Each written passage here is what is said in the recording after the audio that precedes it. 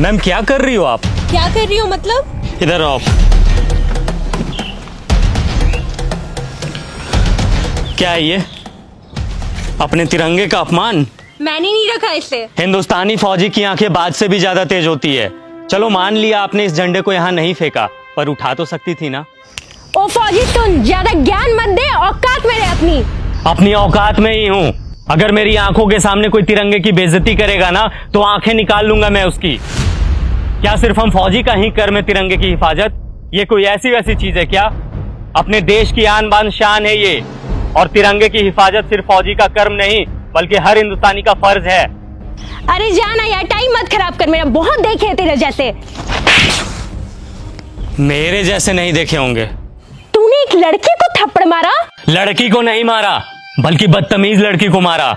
हमें यह नहीं सिखाया जाता कि किसी बेगुनाह इंसान पे अपना हाथ भी उठाया जाए, लेकिन इतना तो तुम्हें भी पता होगा कि अगर कोई इंसान हमारे तिरंगे की तरफ आंख उठा करके भी देखेगा तो हिंदुस्तानी फौजी आंखें निकाल लेगा उसकी। फौजी होने का बड़ा घमंड है तुझे, औकात ही क्या है तुम्हारी? घमंड नहीं, फौजी होने का बहुत ही ज्यादा घमंड है मुझे, और इतनी औकात ही मेरी काफी है। तुम जैसे लोग ना 25-30 हजार की नौकरी करके ही खत्म हो जाते हो, और देख मेरी औकात, 10 लाख की गाड़ी में घूमती हूँ। तुम घूमो 10 लाख की गाड़ी में, हमें 50 डिग्री गर्मी, -50 डिग्री ठंडी, तेज बारिश में भी बॉर्डर पे खड़े होकर अपने देश के लिए हंसते हंसते सीने पे गोली खाने में फक्र महसूस होता है। यही हमें सुकून देता है।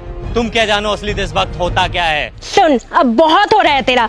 तूने तो मुझे एक थप्पड़ मारा ना, मैंने तुझे 10 ना मरवाया ना, तो मेरा भी नाम हनी नहीं। मेरी दीदी यहाँ की डीएम है। रुक, अभी बुलवाती उसे। तू बस यहाँ से भागना मत। बिना डरे सीने पे गोली खाने वाले को थप्पड़ से डरा रही हो?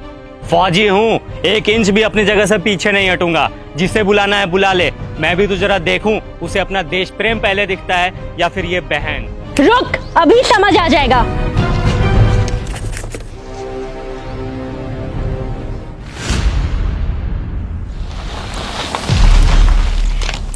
दीदी, यही है वो इंसान जिसने मुझे थप्पड़ मारा है।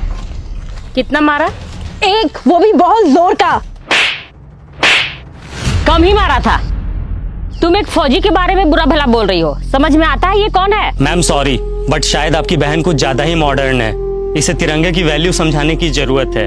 इसने ये तिरंगा इधर फेंका और जा रही थी। वो फट गया तो तू रख के क्या करती? अच्छा, फट गया था। 1 मिनट मैम।